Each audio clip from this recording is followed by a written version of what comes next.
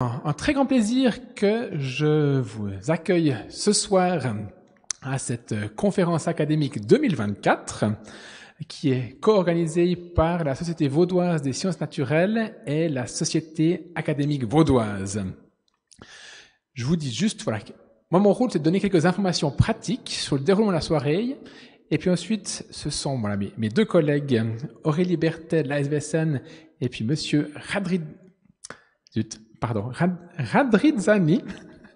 de la SAV qui prendront la parole juste après moi. Ce soir, on aura le grand plaisir d'écouter Valérie Dacremont qui viendra nous parler de ses travaux de recherche. Et puis, voilà, je la salue et la remercie chaleureusement du coup pour le temps qu'elle nous consacre ce soir. Et puis, après la conférence, on aura du temps pour des questions. Et après, vous êtes toutes et tous chaleureusement accueillis juste en dessous à la salle du Sénat pour un moment convivial tous ensemble. Donc voilà, à tout à l'heure.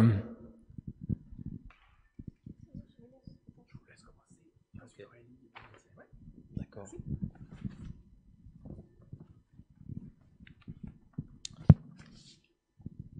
Bonsoir.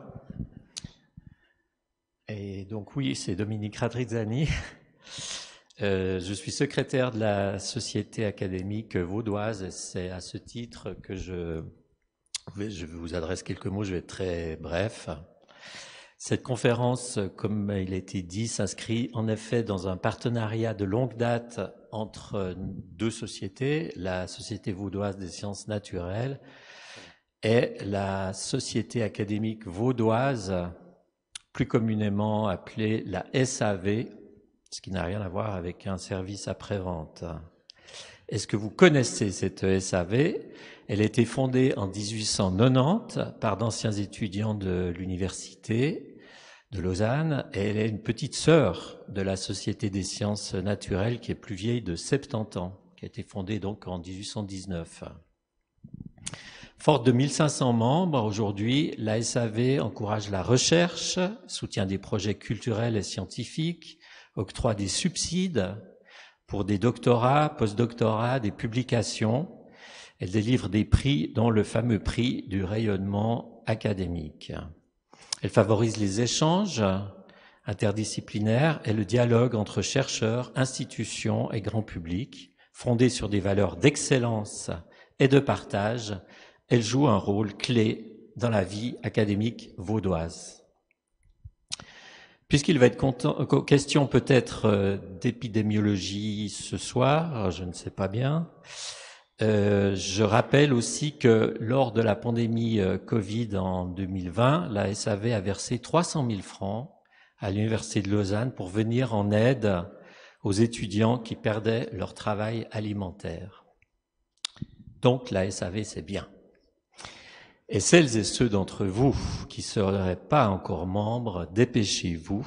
La recherche a besoin de vous. Il y a des dépliants, si vous voulez un peu vous renseigner, qui sont à votre disposition. Étant moi-même historien de l'art de formation, j'ai reçu du reste, il y a près de 30 ans, un subside de la Société académique vaudoise, spécialiste de la Renaissance italienne, de Léonard de Vinci en particulier, et de la bande dessinée, je ne vais pas m'aventurer plus loin dans les terres de Valérie Dacremont, notre conférencière de ce soir. Dacremont, pardon. Sauf pour me souvenir, avec Léonard de Vinci précisément, du rapport de l'homme à son environnement. Dans ses traités, Léonard établit des analogies entre le monde et l'homme, le fameux macrocosme et microcosme. Ainsi, les fleuves, par exemple, qui parcourent le globe, sont comme un système veineux. En tant qu'ingénieur, il s'intéresse à ce que l'on pourrait appeler la mécanique de la vie. Cette réflexion m'est venue en lisant l'intitulé, et notamment les dérèglements, l'affaire des dérèglements climatiques. Et si, en déréglant la grande machine du monde, l'homme mettait sa vie, sa santé en danger? Merci. Je passe la parole à...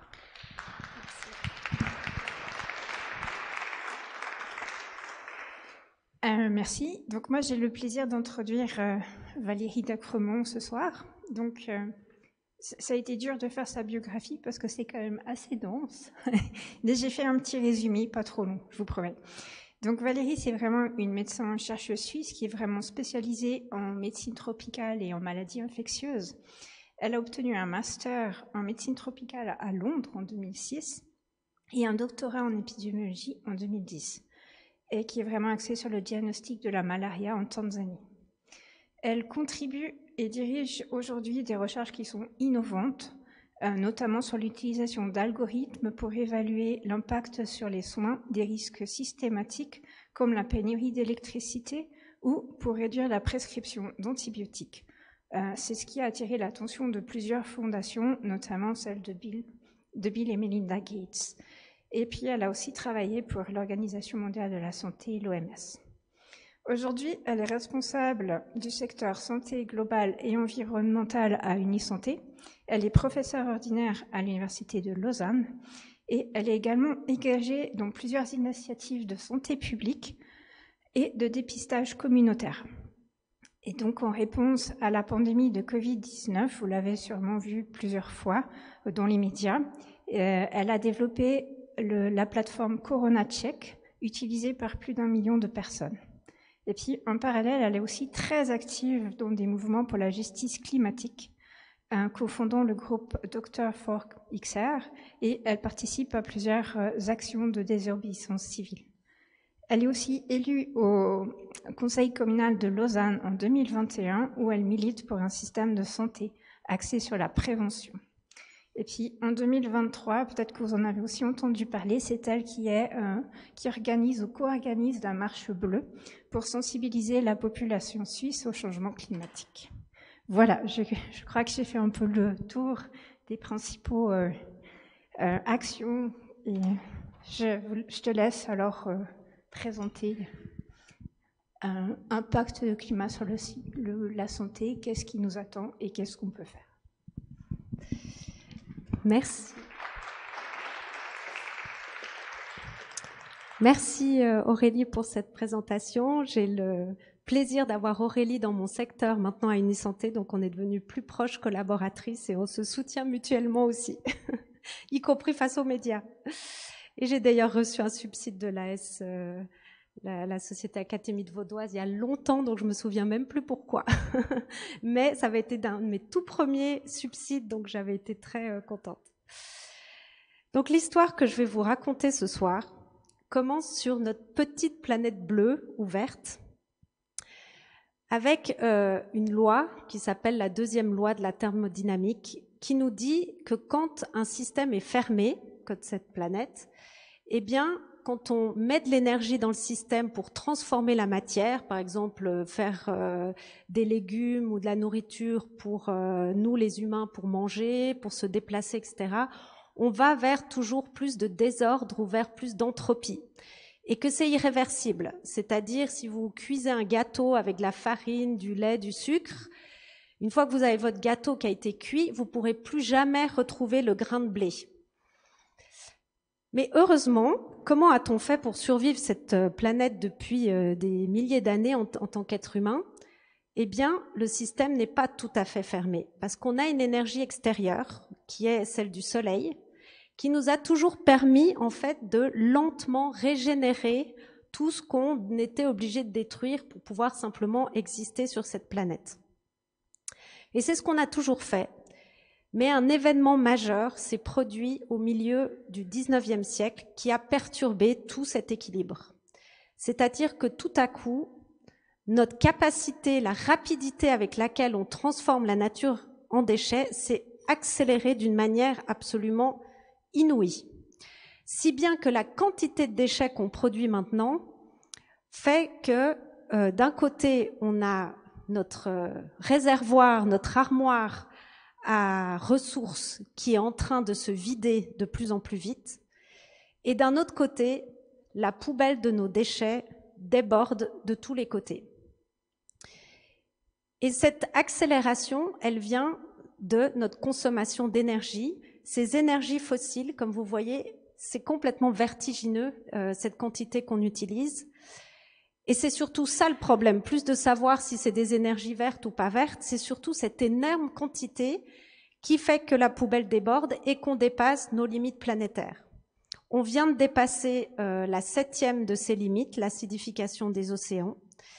Et le climat est une de ces limites ce CO2 qu'on met dans l'atmosphère, ce déchet-là fait les problèmes climatiques, ou alors on détruit la biodiversité, ou encore on fait de la pollution dans les sols, dans l'air. Ces limites qui vont du coup être dépassées et nous rendre malades.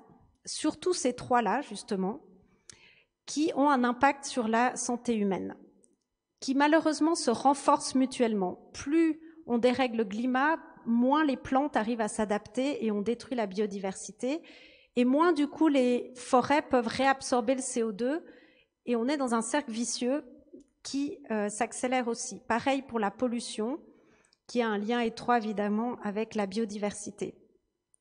Tout ça impacte notre santé humaine, qui fait qu'on est de plus en plus malade, qui fait que notre système de santé doit grossir, qui à son tour a des impacts aussi sur l'environnement et accélère encore la situation. Il faut donc absolument qu'on stoppe la machine, qu'on fasse quelque chose pour calmer le jeu, pour pouvoir s'en sortir. Ça, je vous en parlerai plus tard. Pour l'instant, on va essayer de comprendre déjà qu'est-ce que ça fait à la santé humaine, ces phénomènes. Je vais me focuser surtout sur le climat ce soir, parce que je ne suis pas une spécialiste de la pollution, contrairement à Aurélie. Par contre, la biodiversité, évidemment, concerne les maladies infectieuses, et le climat a un effet direct sur la santé humaine, mais aussi via, justement, cette perte de biodiversité ou d'accumulation des pollutions. Et ça a également des effets indirects via les infrastructures de soins qui vont être touchées par des événements climatiques extrêmes, par exemple, ou d'autres déterminants socio-économiques qui sont bien connus et nous impactent. Donc si on commence par le début, le climat qui se dérègle, qu'est-ce que ça nous fait? Ça fait une montée de la température globale au niveau planétaire, mais aussi des extrêmes de température, très chaud ou très froid.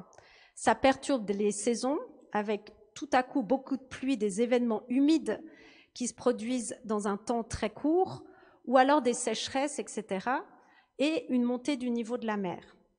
Et ces événements climatiques extrêmes, c'est eux qui vont avoir un impact et dérégler toutes sortes de systèmes qui ont à voir avec notre santé. Surtout les sécheresses, les vagues de chaleur qui déclenchent du coup des feux de forêt pour les événements chauds, et puis les inondations, les pluies, etc., pour les événements plus humides, comme on les appelle. Si on commence par l'augmentation de la température, vous savez qu'on est déjà 1,2, 1,3, ce qui veut dire qu'avec l'inertie du système, en 2030, on sera de toute façon à 1,5, donc on aura atteint cette température qu'on voulait ne pas dépasser avec l'accord de Paris. La deuxième cible pour l'accord de Paris, c'est 2 degrés, où là, il ne faut absolument pas le dépasser, parce qu'un monde à 2 degrés, c'est un monde qui n'a rien à voir avec le monde qu'on connaît. Et ça, on sait qu'on va probablement, si on continue comme maintenant, l'atteindre déjà en 2040, 2050 maximum. Et une planète à 2 degrés, ça donne ça donne des zones entières qui sont inhabitables. Par exemple, en Inde, où ma fille a fait un échange universitaire récemment, où elle disait que dans les salles de classe, ils ne pouvaient plus se concentrer tellement il faisait chaud. Les gens vivent que la nuit, ils ne peuvent plus sortir la journée tellement il fait chaud. Donc l'Inde est en train de devenir inhabitable. En Europe aussi, on est particulièrement impacté en Europe. La montée de cette température va 2 fois plus vite. Et dans les milieux alpins comme la Suisse, ça va même encore plus vite que ça. Si bien que, en tout cas pour le sud de l'Europe, le sud de l'Italie et le sud de l'Espagne sont en train de devenir inhabitables. On a les habitants, effectivement, des villages qui n'ont plus d'eau et qui doivent se déplacer vers le nord pour pouvoir survivre. Cette température élevée, elle a un impact déjà sur la mortalité, sur notre santé.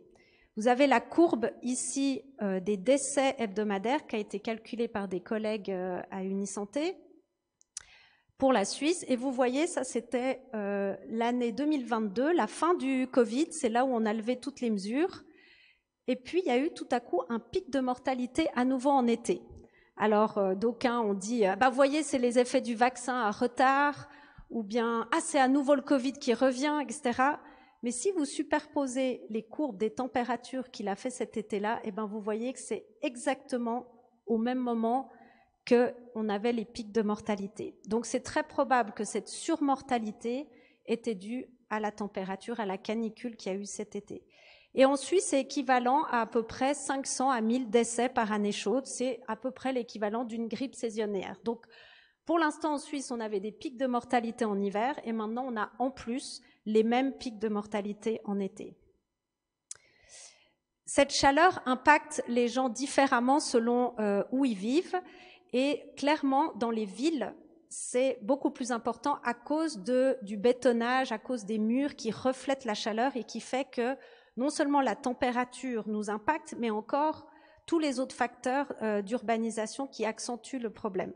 Et dans cette étude qui a été faite à Milan, ils ont vu que le nombre de décès était clairement, alors que c'était bien la ville elle-même partout la même chose, c'était beaucoup plus important dans la zone urbaine. C'est là qu'on avait le plus de décès, nettement plus que dans la zone rurale. Donc ces îlots de chaleur en ville vont devenir de plus en plus un problème et on doit absolument désimperméabiliser nos villes, les rendre ce qu'on appelle des villes éponges, pour qu'elles absorbent l'eau d'un côté pour éviter les inondations et pour planter des arbres et éviter ces îlots de chaleur. Parce qu'effectivement, ces événements climatiques extrêmes, ces catastrophes, vous voyez qu'elles s'accélèrent aussi en incidence, c'est-à-dire qu'on est déjà à 400%, 4 fois plus d'inondations et de glissements de terrain, 2 fois plus de sécheresse et d'incendies au niveau mondial, y compris en Suisse. En Suisse, on a moins de problèmes de tsunami ou de tremblements de terre, évidemment. L'indice mondial des risques climatiques, on s'imagine, c'est les pays du Sud, ça ne nous concerne pas trop. Et pourtant, vous voyez que l'Europe, justement à cause de cette température qui monte 2 fois plus vite, est particulièrement impactée, surtout la France. Mais alors pourquoi on a l'impression dans les journaux que c'est surtout les pays du Sud ? Eh bien parce qu'ils sont beaucoup plus vulnérables. C'est-à-dire que quand on a eu une tempête à la chaux-de-fonds qui a emporté les toits, qui a fait qu'il y a eu des tuiles qui ont volé, heureusement c'était le week-end, donc il n'y avait pas d'enfants dehors à l'école, etc. Eh bien nos maisons résistent. S'il y a une inondation, nos maisons ne vont pas tout de suite s'écrouler, tandis que dans les pays du Sud, évidemment, ces infrastructures étant plus fragiles, un pylône va tomber, il n'y aura plus d'électricité, etc. Et c'est évidemment pour ça que ces pays sont beaucoup plus impactés. Mais ça commence évidemment, comme vous le voyez vous-même, à toucher nos pays aussi. Et c'est évidemment particulièrement injuste, puisque la cause du problème, c'est nous. C'est-à-dire l'empreinte moyenne d'une Suisse ou d'un Suisse, c'est à peu près 14 tonnes de CO2 par année, y compris les importations. C'est-à-dire qu'on, pour vivre comme un Suisse, il faut 3 planètes. Si tout le monde vivait comme nous, il nous faudrait des ressources que donneraient 3 planètes, ce qui est énorme. Donc c'est évidemment impossible. Donc on ne peut vivre comme ça que grâce au fait que la moyenne mondiale est 2 fois inférieure, mais surtout que les pays du Sud, eux, consomment très peu de ressources, émettent très peu de CO2. Et vous voyez ici mon collègue Mamadou dans un petit village du Sénégal où je vais travailler de temps en temps. Eh bien, lui, il fait le même métier que moi, il s'occupe des maladies tropicales dans son village, mais il est de plus en plus impacté, je vous montrerai après, alors que sa population n'émet qu'1 tonne de CO2 par année. Donc c'est vraiment injuste et c'est bien les discussions qu'il y a eu à la COP29 des pays du Sud qui réclament des dédommagements envers nos pays. Alors pourquoi tout ça impacte notre santé ? Eh bien parce que ça touche les éléments vitaux qui nous sont nécessaires pour vivre. C'est-à-dire, il nous faut de l'eau propre, il nous faut de l'air pur et il nous faut de la nourriture équilibrée. Et c'est justement ces éléments que les événements climatiques extrêmes, la température, vont dérégler à travers toute une série d'effets en cascade qui sont par exemple que l'océan devient très chaud, donc il y a moins de poissons, beaucoup de gens vivent des produits de la mer, que les paysans dans les champs ont trop chaud, donc ils peuvent plus récolter les légumes aussi facilement ou faire l'agriculture, donc le rendement va être plus bas, de même que la perte de biodiversité aussi. La pollution va réduire la productivité agricole. L'air va être plus pollué, je vous montrerai, à cause de la température qui augmente. Les allergènes, la durée des pollens qui nous font de l'asthme ou des allergies s'étend et devient plus important. Et tout ceci va avoir un impact sur 5 catégories de maladies via, comme vous voyez, tous ces phénomènes de biodiversité. Donc climat et biodiversité sont intimement liés. Ça va faire des problèmes de nutrition, des problèmes de santé mentale et des sentiments, comme dit le GIEC ou le Lancet, les maladies cardio-respiratoires, les décès et les blessures, ça vient des événements climatiques extrêmes quand il y a des inondations et tout ça, et finalement les maladies infectieuses. Donc souvent, quand les journalistes me demandent « Mais alors, le climat, qu'est-ce que ça va faire sur notre santé ?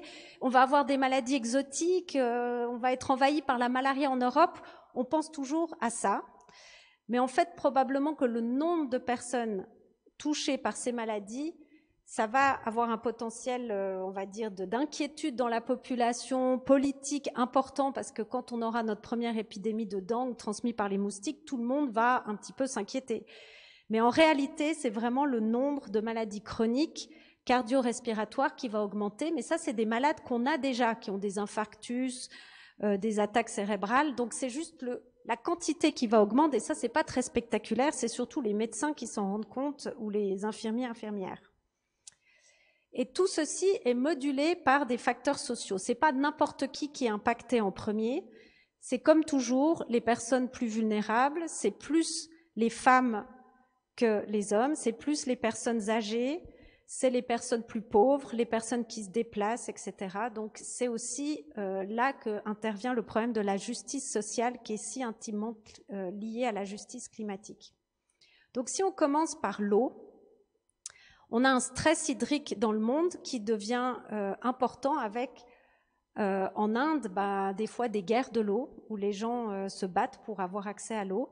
Mais aussi des magnifiques initiatives de femmes, par exemple, dans certains villages, qui ont décidé de changer complètement la gestion de ces communs, de ces ressources communes, comme l'eau, et qui se sont partagées l'eau entre les villages d'une manière très intelligente. Donc nous, on va devoir apprendre à faire ça aussi. Dans le Valais, les villages vont devoir apprendre à se partager l'eau quand elle va devenir de plus en plus rare pour les montées aux vaches ou pour l'agriculture. Et décider que peut-être elles ne vont pas pour faire des pistes de ski. Donc c'est toutes ces discussions qu'il va falloir avoir pour éviter une guerre, mais plutôt des moyens de se mettre d'accord et partager ces ressources qui deviennent plus limitées. À Cape Town, ils ont frôlé le jour zéro, comme on dit, c'est-à-dire où plus une seule goutte d'eau ne sortait du robinet. Et ce manque d'eau, impacte les cultures. Donc vous voyez que le rendement du maïs ou du blé au niveau mondial baisse. Et les experts disent qu'une des crises quand même qui pourrait arriver liée à tout ça, c'est un alignement d'événements extrêmes dans les grandes zones du monde qui produisent notre alimentation avec une pénurie mondiale de nourriture. On a du mal à s'imaginer ça, mais ça toucherait aussi la Suisse, parce que, par exemple, l'Inde, quand elle n'a pas pu produire assez de riz, elle a fermé ses frontières, elle a gardé le riz pour elle, et nous, aussi riches que nous sommes, nous n'avons pas la possibilité, dans ce cas-là, d'accéder à du riz, par exemple. Donc, on doit vraiment complètement repenser notre autonomie alimentaire en Suisse. Évidemment, le problème se décline plutôt dans les pays du Sud, pour l'instant, où voilà, des indicateurs de santé globale dont on était si fiers, c'est-à-dire de moins en moins de ces petits-enfants avec le gros ventre parce qu'ils sont mal nourris en Afrique. Cet indicateur qui baissait de gens mal nourris dans le monde, vous voyez qu'il a tout à coup, il s'est mis à stagner autour de 2015 et maintenant il est reparti dans l'autre sens. On est revenu en arrière d'à peu près 10-15 ans par rapport au taux de malnutrition mondial. Chez nous, en Europe, on est impacté d'une autre manière. Le stress hydrique qu'il y a déjà en Espagne impacte la production de légumes. Si vous avez la Coop ou la Migros, vous voyez que la plupart de nos fraises, de nos légumes, de nos tomates viennent d'Espagne. Ce qui fait que si on a de moins en moins de légumes et qu'on ne décide pas en Suisse de faire autre chose que de l'élevage et d'augmenter le maraîchage, notre alimentation devient de plus en plus déséquilibrée et crée des maladies cardiovasculaires. Et ça, c'est quelque chose qui impacte vraiment les pays du Nord. Vous voyez que selon le développement humain, des pays, eh ben, l'impact d'une diète complètement déséquilibrée crée un nombre de décès qui est surtout dans nos pays du Nord. Par exemple, pour les produits, la viande et le lait, on a déjà un nombre de décès en France qui est équivalent au tabac. Donc c'est pour ça qu'on dit que on peut commencer par dire à nos patients « mangez moins de viande », ça sera bon pour votre santé et ça va aussi d'ailleurs éviter trop d'émissions de CO2. Donc chez nous, c'est vraiment la diète, la mauvaise diète qui est liée à ce changement climatique et qui fait les maladies cardiovasculaires qui, elles, viennent aussi d'un autre problème, c'est la pollution, les particules fines de nos voitures et de nos industries qui, dans une ville comme Delhi, correspond à 40 cigarettes par jour fumées par toute la population, y compris les enfants. On n'en est pas là, heureusement. L'autre phénomène, c'est les feux de forêt. Quand il y a eu les grands feux de forêt à cause de la chaleur au Canada, les écoles à New York ont dû fermer pendant quelques jours parce que le taux de ces particules d'incendie était trop élevé pour les poumons des enfants. Donc cette pollution de l'air qui est accentuée par l'augmentation de la température parce que les particules sont plus en suspension et pénètrent plus profondément dans nos poumons, mais abîment aussi nos petites artères et c'est pour ça que ça fait non seulement des maladies respiratoires mais aussi cardiovasculaires. Au niveau suisse, c'est à peu près 3000 morts par an actuellement, c'est-à-dire l'équivalent du Covid pendant 4 ans. Le Covid, on a eu 12 000 morts, donc on a eu la même chose avec la pollution. Vous voyez tout ce qu'on a fait pour éviter les décès dû au Covid, alors qu'on ne fait pas grand-chose pour éviter le nombre de morts équivalent dû à la pollution.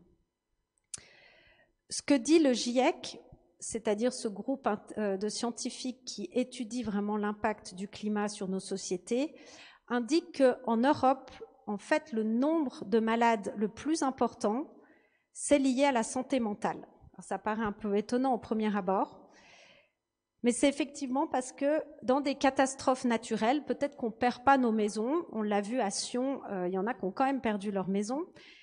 Mais il y a surtout un stress très important pour la population, des dépressions, des suicides. Il y a en réalité 40 fois plus de troubles psychiques que physiques en cas de catastrophe. Et d'ailleurs, à Sion, ils ont surtout dû mobiliser tous les psychologues du Valais pour faire face à l'inquiétude de la population, plus que des urgentistes pour soigner les blessés.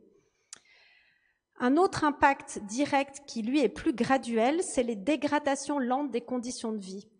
Et c'est intéressant parce que là, il y a vraiment un parallèle entre les soignants et les agriculteurs, agricultrices, qui ont aussi cette vocation de faire un des besoins fondamentaux, répondre à un des besoins fondamentaux humains, se soigner ou manger, et qui ont une perte d'identité dans leur travail quand ils voient leur champ où les changements climatiques ne leur permettent plus de cultiver correctement, qui sont dans un cercle vicieux de dégradation des sols qui fait qu'ils s'en sortent plus financièrement, mais aussi dans cette perte d'identité qui leur fait avoir un taux de suicide qui est un peu du même ordre que chez les médecins, où on a aussi, ou les soignants en général, qui se sentent dépassés par le nombre de patients qu'ils doivent gérer actuellement.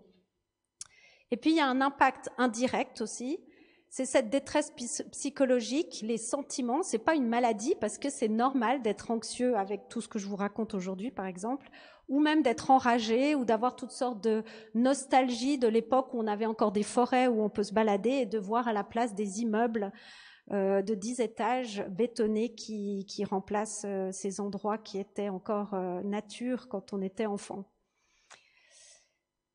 Et qu'en est-il des étudiants de l'Université de Lausanne? C'est une étude qui a été faite par le professeur Conus, responsable de la psychiatrie, qui a posé la question à tous les étudiants, est-ce que vous vous considérez comme éco-anxieux ou anxieuse? Et vous voyez que dans la faculté de géosciences et d'environnement, le taux était de 43%. Alors on se dit, oui, heureusement quand même, les étudiants qui étudient ces phénomènes dont je vous parle maintenant, c'est les plus au courant, c'est les plus éco-anxieux. Mais pourquoi est-ce que HEC, le taux est si bas?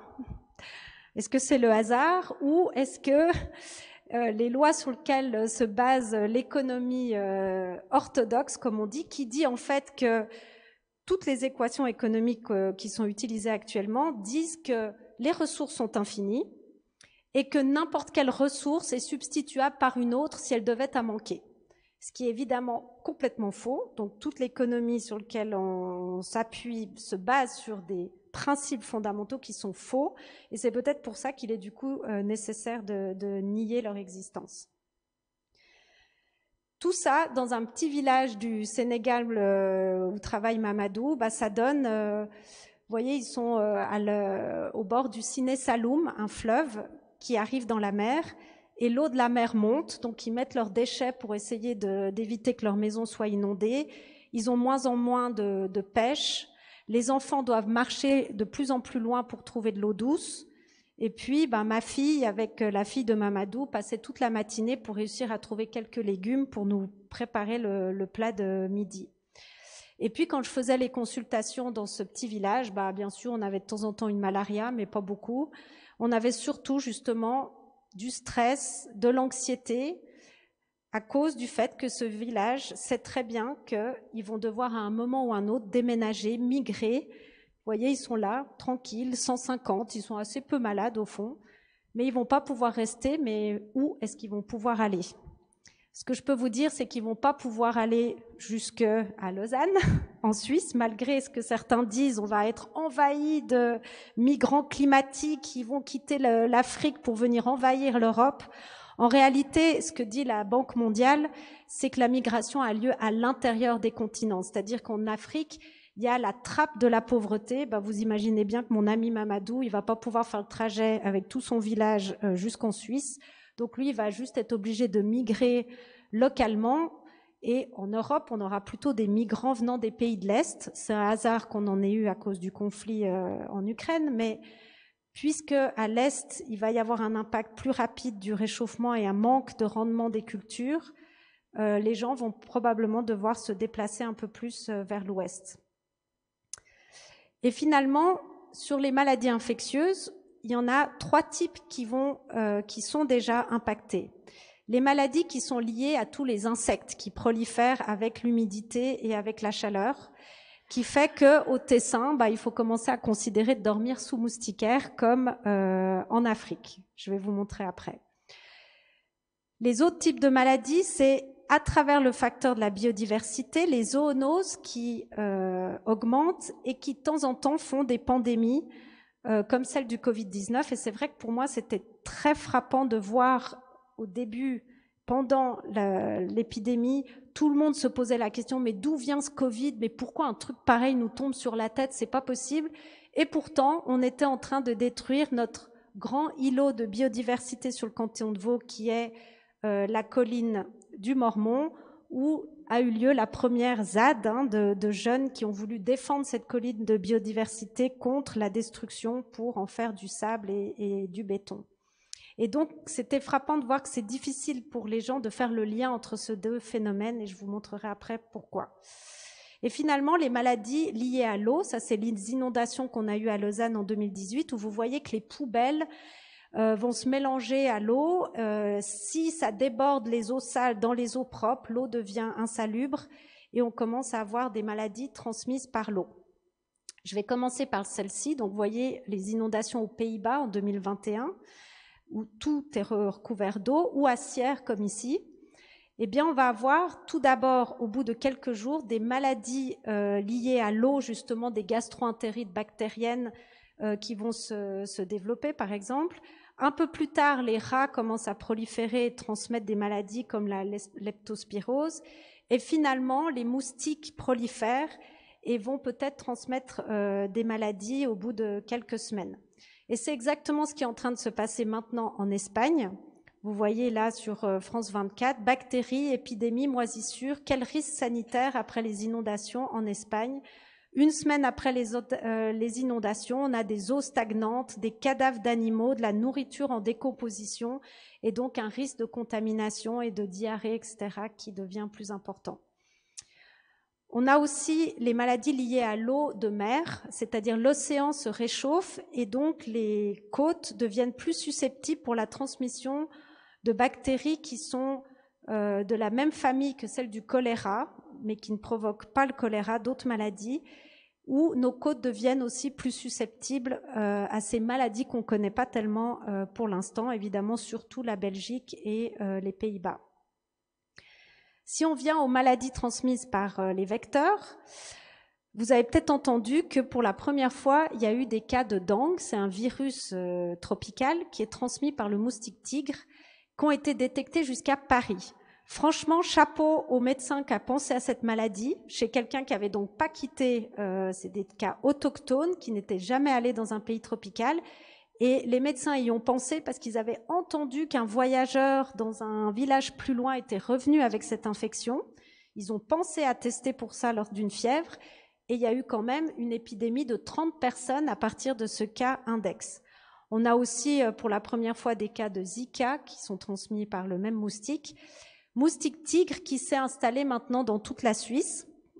Il a pris non pas les transports publics, le train, il est venu par camion en fait, par les autoroutes depuis l'Italie et depuis la France par Genève, et il s'est maintenant installé partout, avec le canton de Vaud qui avertit les habitants qu'il va falloir faire quelque chose. Donc effectivement, au niveau mondial, la densité des vecteurs des moustiques qui transmettent la malaria d'un côté ou la dengue de l'autre augmente, mais voyez surtout ceux de la dengue. La malaria, c'est plus lent, c'est un moustique plus fragile, ça augmente plus lentement. C'est pour ça qu'on est plus sujet en Europe à être pris par la dengue que la malaria. La malaria, c'est pas pour tout de suite. D'autant plus que la malaria, le moustique a une température idéale un peu plus basse, autour des 25 degrés, alors que la dengue, à 30 degrés, c'est là où il se sent le mieux. Ce qui va faire des dynamiques au niveau mondial qui sont aussi différentes. Alors la malaria, c'est aussi un autre indicateur dont on était très fiers en santé publique. Elle avait diminué de moitié. On avait réussi, à force de distribuer des moustiquaires, des médicaments, des tests diagnostiques. Mais malheureusement, de nouveau, à la même période, autour de 2010-2015, le climat, l'urbanisation, la résistance aux insecticides font qu'on a une résurgence. Ça remonte. Et on pensait éliminer la malaria, puis évidemment, avec le réchauffement climatique, on n'a plus aucune chance d'y arriver, malheureusement. D'autant plus qu'il y a du coup l'émergence de nouveaux moustiques, comme celui qui s'appelle Anopheles stephensi, qui, par sélection naturelle, du coup, résiste à des températures beaucoup plus hautes, jusqu'à 37 degrés plutôt que 30 degrés. Il a émergé en Inde, il s'est propagé à la péninsule arabique, pour finalement se propager en Afrique, ce qui était la grande inquiétude, parce que si ce moustique, comme il est en train de faire, est en train de se répandre partout, on risque d'avoir des méga-épidémies de malaria en Afrique qu'on aura beaucoup de mal à traiter. Ce qui va se passer donc, c'est qu'on aura la malaria, il va devenir trop chaud pour le moustique dans la zone du Sahel, ici en haut, donc au Sénégal et tout ça, il va y avoir plutôt moins de paludisme qu'avant. Mais par contre, là où je travaille beaucoup en Afrique de l'Est, en Tanzanie, là on voit bien, comme je vous l'ai montré après, que le paludisme augmente. Par contre, pour la dengue, dont le moustique peut vivre à des températures beaucoup plus élevées, c'est une incidence de cas, et on en a eu beaucoup qu'on a dû hospitaliser au CHUV il y a quelques semaines. Tous ces cas de dengue deviennent plus importants, sont ramenés en Suisse, parce que la zone s'étend en plus du nombre de cas. Donc là, vous voyez en juillet 2024, le moustique tigre, il est installé partout en Suisse, et vous voyez la rapidité de propagation de ce moustique. Ça, c'était en 2019, juste avant le Covid. On était encore dans le vert, dans le canton de Vaud et là-haut. Et quelques années après, on est avec du moustique partout. Et ça a un effet sur le nombre de cas autochtones en Europe. Vous voyez qu'on avait quelques cas par-ci, par-là. Et là, en 2024, on a eu une énorme épidémie inhabituelle au nord de l'Italie qui a duré jusqu'à il y a quelques semaines. L'Italie fait de la surveillance des maladies infectieuses que nous, en Suisse, on ne fait pas du tout. On a même arrêté de surveiller même le Covid. Et donc, on n'a aucune donnée chez nous, aucun moyen de savoir si la dengue est peut-être déjà là, si elle se propage, si on a une épidémie, quand, comment. Donc, on peut donner aucune indication à nos médecins pour savoir quand tester les patients. Par contre, l'Italie superpose les cartes climatiques, les cartes des moustiques, les cartes des cas cliniques qui arrivent par les avions, et ont effectivement identifié les zones où ça pourrait exploser pour pouvoir dire à leurs médecins, vous devez absolument tester vos patients. Et c'est effectivement là que s'est produite l'épidémie qui vient de se produire, amenée par un voyageur. Pour l'Italie, c'est plutôt l'Amérique du Sud. Pour la France, c'est plutôt des Caraïbes que viennent les cas. Et vous voyez cette épidémie qui vient de se terminer et qui a duré quand même longtemps, jusqu'en octobre. À Genève, les moustiques ont énormément proliféré cet été. On n'a pas pu les arrêter parce qu'on n'a pas bien traité par des larvicides les eaux stagnantes comme font les Tessinois si bien. Donc, voilà, on est entouré. D'un côté, on est cerné par la France et l'Italie. Qu'est-ce qui va se passer en Suisse? On ne sait pas très bien, mais le professeur Chérix de l'Université de Lausanne met beaucoup d'énergie à faire des films, à informer la population, à travailler avec les villes pour dire aux habitants, bah, écoutez, vos 3 pots de fleurs, vos seaux d'eau, etc., il faut les vider parce que c'est là que les larves prolifèrent. Vous voyez ici le professeur Chérix qui a fait plusieurs vidéos pour expliquer comment on doit faire dans nos jardins, avec une application où vous pouvez déclarer, dès que vous voyez un moustique tigre, signaler où il est, parce que comme ça, nos autorités sanitaires peuvent intervenir tout de suite pour éliminer les larves qui stagnent dans les eaux. Donc ça, c'était pour les maladies vectorielles. Et finalement, les zoonoses, eh bien, ça, c'est plutôt via le problème de la biodiversité que vient le problème, c'est-à-dire on a artificialisé 75% de la surface de la Terre, les 2/3 de nos océans. Il y a un autre groupe similaire au GIEC qui s'appelle l'IPBES qui suit les problèmes de la biodiversité avec cette extinction massive des vertébrés, comme vous le savez, en particulier des mammifères, mais aussi des insectes, et au point qu'en Chine, on est obligé de polliniser les arbres à la main parce qu'il n'y a plus d'abeilles pour le faire. Imaginez un peu qu'on doit tous réquisitionner pour aller polliniser à la main tous les arbres des abricotiers dans le Valais. On ne pourrait plus rien faire d'autre de notre journée. Donc je pense que là, il y a une urgence absolue par rapport à cette perte des insectes, en particulier des abeilles. Mais paradoxalement, le fait qu'on ait aussi des maladies transmises par ces insectes qui viennent nous oblige à utiliser des insecticides pour les éliminer. Donc vous voyez qu'on est dans un cercle vicieux et qu'il faut bien réfléchir à ce qu'on fait. Le problème principal, c'est qu'il y a 10 000 ans, si vous regardez la masse des mammifères, il y avait à peu près que des animaux sauvages et nous, les humains, on représentait 1%. Alors qu'aujourd'hui, la Terre est remplie de nous, les humains, pour 1/3. On est une espèce assez invasive. Mais surtout de notre bétail, tout ce bétail qu'on élève, poules, cochons, vaches, etc., pour les manger, pour notre utilisation. Et c'est pour ça que quand vous avez dans une forêt sauvage un nouveau pathogène qui émerge, on pourrait se dire c'est là surtout qu'on a un risque de pandémie, de départ de pandémie. Mais en fait non, c'est vraiment la déforestation qui va mettre en contact ces zones qui étaient normalement très reculées avec nos sociétés, mais surtout, comme vous l'avez vu avant, nos poules, nos vaches qui sont élevées dans des systèmes intensifs, pas trop en Suisse heureusement, mais dans d'autres pays beaucoup plus. Et vous imaginez que la vitesse, parce qu'en plus toutes ces poules sont identiques, on avait des dizaines et des dizaines de vaches, d'espèces de vaches différentes sur la Terre autrefois, maintenant on n'en a plus que 4 ou 5 je crois. Donc toutes ces poules identiques génétiquement vont faire accélérer la réplication d'un nouveau virus. Et là, le risque d'une mutation est évidemment beaucoup plus élevé et qu'elle puisse faire un saut d'espèce pour aller vers l'humain. Et quand elle arrive quelque part chez un humain sur la planète, elle va se propager à toute vitesse avec le trafic aérien qui a beaucoup augmenté ces dernières années. Le SARS-CoV-1, on avait pu l'arrêter aux aéroports aussi parce qu'il ne faisait pas de symptômes, on ne pouvait pas le transmettre avant l'apparition de la fièvre. Mais le SARS-CoV-2, vous l'avez vu, dès qu'il y avait un nouveau variant, plus rien ne pouvait l'arrêter avec la vitesse à laquelle on voyage sur la planète. Et donc c'est pour ça qu'on dit qu'on est dans une accélération du nombre de pandémies, dans l'ère des pandémies.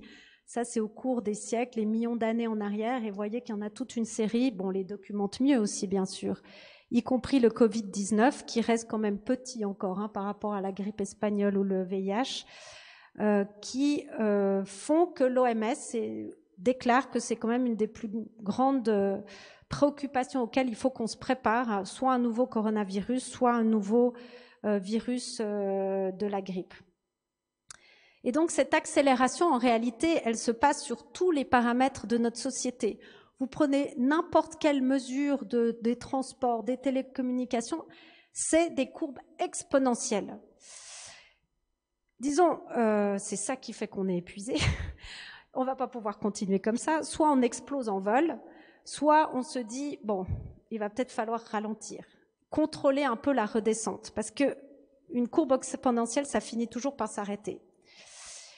Et c'est ce que disait le Club de Rome, qui était un think tank, qui est toujours de scientifiques, d'économistes et d'industriels de plus de 50 pays, qui avait sorti un rapport en 1972, Les limites à la croissance, qui a été vendu en 12 millions d'exemplaires. Tout le monde en parlait à l'époque, quand on a réalisé que cette accélération n'allait pas pouvoir continuer, qu'il y avait des limites à la croissance.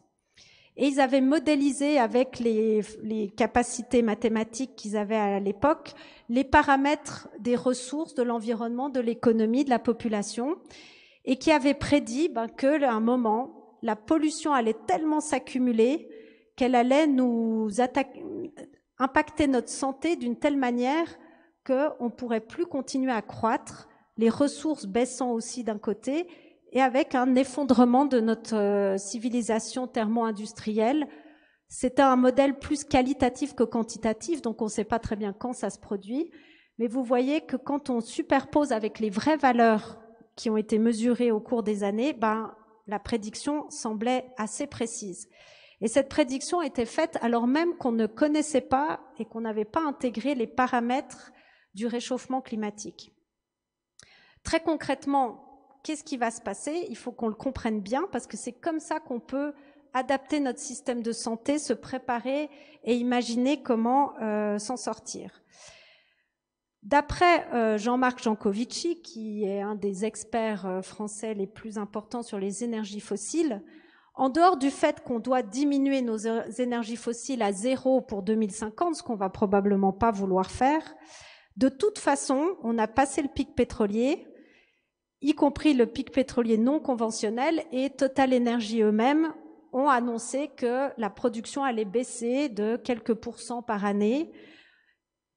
On estime, c'est secret, personne ne sait quelles sont les réserves de pétrole sur la Terre. Mais d'après les estimations, on serait à peu près à la moitié de la quantité qu'on arrive à produire autour de 2050. Alors que nos besoins, eux, continuent à exploser d'énergie, puisqu'on veut tout électrifier, on veut faire tout ça. On a l'intelligence artificielle qui consomme des quantités faramineuses d'énergie. Donc, nous, on veut aller vers là-haut, mais la réalité, c'est qu'on aura à disposition beaucoup moins d'énergie, qu'on le veuille ou non. Donc, soit en gros, on le subit, on ferme les yeux, on veut rien savoir, on n'adapte pas notre société et ça va se casser la figure, mais d'une manière non contrôlée. Ou alors, on intègre ce paramètre, on accepte qu'on doit vivre avec moins d'énergie. Et vous imaginez bien qu'on ne va jamais pouvoir compenser tout ça avec des énergies renouvelables. On doit le faire autant que possible, mais on n'a pas l'énergie pour fabriquer des éoliennes, des panneaux solaires. Il faut énormément d'énergie fossile. Donc on a besoin d'énergie fossile pour tout, et on en aura moins. Pour le système de santé, notre système de santé consomme énormément d'énergie. Et on va être du coup face à un triple challenge. Le premier challenge, comme vous l'avez vu, c'est le nombre de patients. Le climat et autres déterminants de la santé augmentent le nombre de personnes qu'on a à soigner d'un côté. Ça, c'est la poubelle qui déborde dont je vous avais parlé avant. De l'autre côté, on a le placard qui se vide, donc une diminution des ressources, des pénuries. Dans mon domaine, par exemple, des maladies infectieuses, on a des pénuries d'antibiotiques. J'ai eu des fois des patients avec des maladies, des infections graves, où il n'y avait plus une seule boîte d'antibiotiques dans toute la ville de Lausanne. On a fait toutes les pharmacies, on a trouvé la dernière. Si j'en avais pas trouvé, j'aurais dû hospitaliser le patient simplement parce que j'avais pas de traitement oral que je pouvais lui donner. Et ça, on n'en parle pas beaucoup, mais la diminution des ressources, ces pénuries ont déjà commencé, pas simplement parce qu'on manque de ressources en tant que telles, mais surtout parce qu'on a optimisé tellement nos chaînes. On travaille en flux tendu, donc dès qu'il y a une perturbation quelque part, on se retrouve sans ressources. Et avant d'avoir plus de pétrole, on va surtout ne plus avoir de pétrole à un certain endroit où on en a besoin à un prix raisonnable. Et le troisième challenge de notre système de santé, c'est les catastrophes, les événements climatiques qui débouchent sur des crises sanitaires comme celles qu'on a vécues. Pour faire face à ces trois challenges, on doit tout transformer. C'est-à-dire, on doit diminuer la quantité de gens malades le plus vite possible, en travaillant en amont. Actuellement, on fait les pompiers, hein, on soigne les gens quand ils sont déjà gravement malades, on les hospitalise, on fait rien en amont. Les déterminants, comme on les appelle, de la santé, que ce soit notre façon de manger, l'alimentation, que ce soit notre mobilité, le fait qu'on est devenu tellement sédentaire, l'environnement, la pauvreté, eh bien, si on ne travaille pas sur ces facteurs, on a toujours plus de malades dans notre système. Il faut aussi qu'on passe du curatif au préventif, le plus possible. Et au lieu d'être hospitalo-centré, on a à peu près 280 hôpitaux en Suisse, je crois, les experts disent qu'on en aurait probablement besoin de 40 environ. On pourrait fermer tous ces hôpitaux, à condition évidemment qu'on mette des soins de proximité de la population, des maisons de santé, pour traiter toutes ces maladies chroniques et ces problèmes avant qu'ils ne déclenchent une hospitalisation. C'est ce que font d'ailleurs les pays du Nord avec pas mal de succès. Certains pays ont diminué drastiquement leur nombre d'hôpitaux, ont créé des maisons de santé dans toutes les régions, et avec ça, ils utilisent 3 fois moins d'énergie que la Suisse. Pour une espérance de vie en bonne santé meilleure. Chez nous, quand on a plus de 65 ans, on a à peu près la moitié des gens, jusqu'à 2/3, qui vivent malades, avec une maladie chronique. Tandis que dans ces pays qui font beaucoup plus de prévention et de promotion de la santé, c'est environ 1 personne sur 5 de plus de 65 ans qui vit avec une maladie chronique. Donc on voit qu'on pourrait faire beaucoup mieux avec beaucoup moins de ressources, parce qu'on gaspille beaucoup. Par rapport à la pénurie, eh bien, il faut qu'on déplace aussi du high-tech au low-tech. On l'a vu pendant le Covid, on voulait absolument faire des PCR à tout le monde dans la communauté, alors qu'on pouvait très bien utiliser des tests rapides. D'ailleurs, l'Inde, qui voulait imiter les pays riches, faire de la PCR, n'ont à peu près plus testé personne pendant le Covid, alors que l'Afrique, qui est habituée au low-tech, a tout de suite pris le test rapide et a pu tester ses patients beaucoup plus facilement que l'Inde, par exemple. Donc l'optimisation aussi de ces chaînes de production font qu'on a des pénuries et il faut complètement changer le paradigme pour être au contraire redondant. Je vous donne un exemple. Une collègue qui travaille avec le gouvernement de certaines îles du Pacifique me téléphone un jour et me dit « Ah, on a besoin de ton avis parce qu'on va faire on fait face à un début de grosse épidémie de dengue. On a absolument besoin des tests rapides pour tester les gens. » Et on a vu qu'il y avait ces 2 tests qui étaient bien. On voudrait savoir lequel des 2 il faut que notre gouvernement achète en grande quantité. Puis je venais de voir une conférence d'un biologiste dont je vais vous parler après, Olivier Amand, qui expliquait que, on doit faire au contraire de la redondance, des plans B, plusieurs chaînes d'approvisionnement, des stocks. Et donc j'ai répondu à cette collègue, dis à ton gouvernement qu'il faut qu'elle achète les 2 tests. Ça va lui coûter un peu plus cher, mais il faut qu'elle fasse une grosse commande auprès du producteur A, mais aussi une grosse commande auprès du producteur B. Comme ça, s'il y en a un qui a une pénurie, tu as toujours l'autre pour avoir des tests en quantité suffisante. Donc, c'est comme ça qu'on devrait vraiment commencer à penser. Évidemment, ça coûte un petit peu plus cher. Quand on n'a que le paramètre du prix, c'est ce qui arrive après sur la pénurie d'antibiotiques qui coûtent tellement peu cher que les fabricants sont plus du tout motivés à les fabriquer. Et l'autre problème, c'est la numérisation qui fait des effets rebonds. On pense toujours résoudre un problème en numérisant, mais en fait, on augmente la quantité de travail, on augmente encore le nombre d'humains qui doivent après gérer tous ces systèmes informatiques, alors que notre médecine aurait tout intérêt à revenir à quelque chose de beaucoup plus humain. On dit que 80% des diagnostics, on les pose de toute façon juste sur la base de l'anamnèse et du statut. On n'a pas besoin de beaucoup de technologie pour cela. Et qu'on aurait ainsi aussi une consommation beaucoup moins grande d'énergie. Et finalement, pour les catastrophes, il faut se préparer. La Suisse a identifié les plus grands risques auxquels on fait face, ont des plans, par exemple, d'interruption d'approvisionnement en électricité, comme on a eu la menace là il y a 2 ans. Mais souvent, les autorités ne pensent pas jusqu'au bout. Une catastrophe va toujours, au bout du compte, avoir un effet sanitaire. Il va y avoir des gens malades, des gens stressés, des gens blessés, des gens qui meurent. Et souvent, les plans s'arrêtent juste avant le sanitaire parce que, quand on est dans l'armée, peut-être, on n'a pas toujours notion de qu'est-ce qu'on doit faire au niveau sanitaire. Et c'est pour ça qu'il y a tout à repenser de ce côté-là. On a travaillé, nous, de notre côté, sur comment on ferait dans le canton de Vaud si on a un blackout, pour éviter que les hôpitaux soient complètement saturés, parce que tout le monde dans la panique se rendrait directement aux urgences de l'hôpital, qui ne pourraient pas gérer aussi bien les gens stressés que les petites blessures faites dans la cuisine à la bougie, que les gens qui sont vraiment gravement atteints.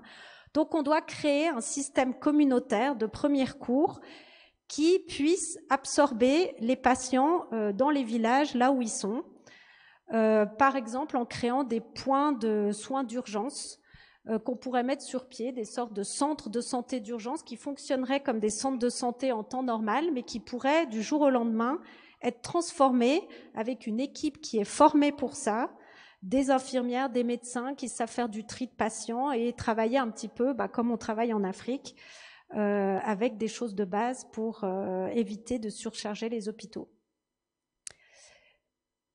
J'aime beaucoup ce biologiste, Olivier Amand. Je vous conseille vraiment de regarder une de ses conférences scientifiques.